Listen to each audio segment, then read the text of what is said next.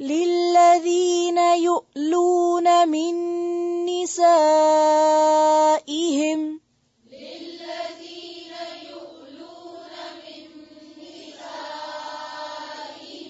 تربص أربعة أشهر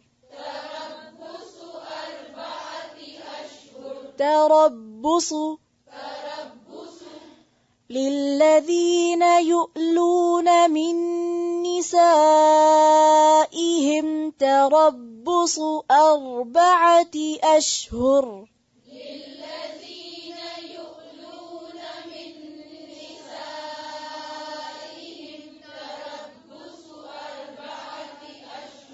تربص أربعة أشهر فإن فاءوا فإن الله غفور رحيم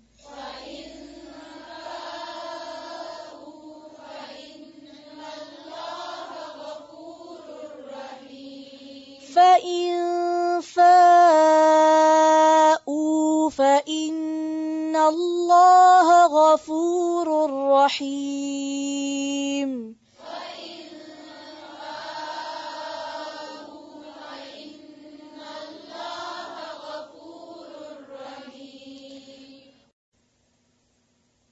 للذین ان لوگوں کے لیے یؤلون جو قسم کھا لیتے ہیں.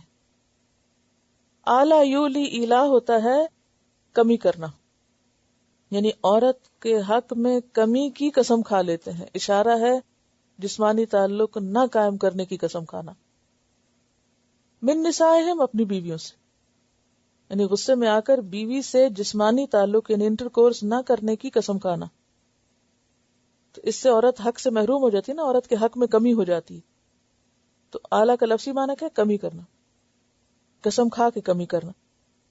تو تربص و انتظار کرنا. تربص کا روٹ کیا ہے؟ رے بے سواد، انتظار. انتظار کرنا ہے، مہلت گزارنا ہے 4 اشہر 4 مہینے. جو شخص یہ قسم کھائے کہ وہ اپنی بیوی سے جسمانی تعلق نہیں رکھے گا تو اس کو 4 مہینے کی مہلت دی جائے گی. فَإِنْ فَاؤُوا پھر اگر وہ لوٹ آئیں، قسم توڑ دیں، کفارہ دے دیں اس کا اور بیوی سے رجوع کر لیں. فاؤ کا لفظی معنی کیا ہوتا ہے؟ پھر یہ حمزہ لوٹنا، پلٹنا. فَإِنَّ اللَّهَ غَفُورٌ رَحِيمٌ تو بے شک اللہ غفور الرحیم ہے. لِلَّذِينَ يُؤْلُونَ وہ لوگ جو قسم کھا لیتے ہیں من نسائہم اپنی بیویوں سے تعلق نہ رکھنے کی. اور کون سا تعلق؟ جنسی تعلق، جسمانی تعلق مراد ہے. کہ اگر کوئی مرد یہ قسم کھا لیتا ہے کہ میں اپنی بیوی سے مباشرت نہیں کروں گا تو اس کو 4 مہینے تک مہلت دی جائے گی کہ سوچ لو. تربص 4 اشہر انتظار کرنا ہوگا 4 مہینے. فَإِنْ فَاؤُوا پھر اگر وہ لوٹ آئے یعنی رجوع کر لیں، قسم توڑ دیں تو کیا ہوگا؟ فَإِنَّ اللَّهَ غَفُورٌ رَحِيمٌ اللہ بھی غفور الرحیم ہے. وہ سورۃ الرعد آیت 6 میں آتا ہے نا وَإِنَّ رَبَّكَ لَذُو مَغْفِرَةٍ لِلنَّاسِ عَلَى ظُلْمِهِمْ اللہ لوگوں کے ظلم کے باوجود ان کے لیے بخشش کرنے والا ہے. اب یہاں پھر عورت کو اس کا حق دیا جا رہا ہے کہ اگر کوئی مرد کسی بات سے ناراض ہو کر عورت کو اس کا حق نہ دینے کی قسم کھا لیتا ہے تو پھر اسے قسم توڑنی چاہیے. قسم توڑنے کا کفارہ ہوگا. تو پھر اگر تو وہ لوٹ آتا ہے یعنی قسم توڑ دیتا ہے تو بہت اچھی بات ہے، بس اس کو صرف کفارہ دینا ہوگا. لیکن اگر اس نے قسم نہیں توڑی، رجوع نہیں کیا اور 4 مہینے گزر گئے تو طلاق ہو جائے گی. بعض فقہا کہتے ہیں کہ خود نہیں ہوگی طلاق، اسے عدالت میں جانا ہوگا عورت کو، اور بعض کہتے ہیں کہ خود بخود ہو جائے گی.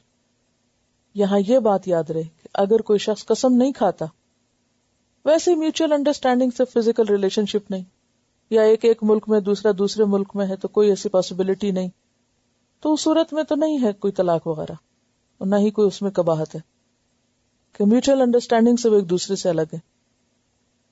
یا مثلا شوہر بیمار ہے یا بیوی بیمار ہے، یہ کسی خاص وجہ سے تعلق نہیں رکھ سکتے، قسم نہیں کھائی ویسے ہی نہیں رکھے، تو وہ نہیں ایلا کہلائے گا۔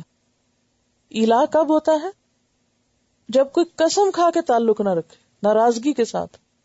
وَإِنْ عَزَمُوا الطَّلَاقَ فَإِنَّ اللَّهَ سَمِيعٌ عَلِيمٌ۔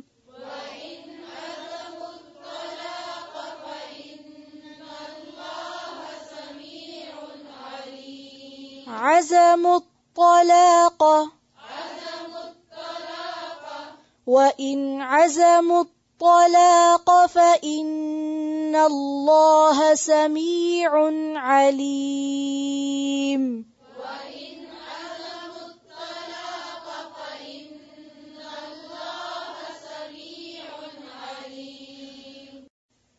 وَإِنْ عَزَمُوا، اور اگر وہ عزم کر لے، عزم کس کو کہتے ہیں؟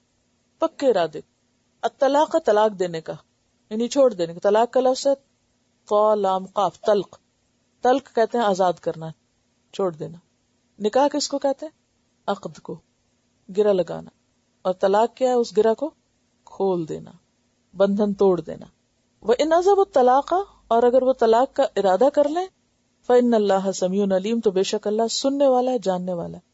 یعنی وہ طلاق دیتا ہے تو کوئی منہ سے بول کے دیتا ہے تو بھی اللہ سن لیتا ہے۔ کئی لوگ دے کے کہتے نہیں میں نے تو نہیں دی، تو اللہ کو تو پتا ہے کہ دی۔ علیم، جاننے والا ہے، یعنی کوئی بھی طریقہ اس نے جو اختیار کیا وہ اللہ کے علم میں ہے۔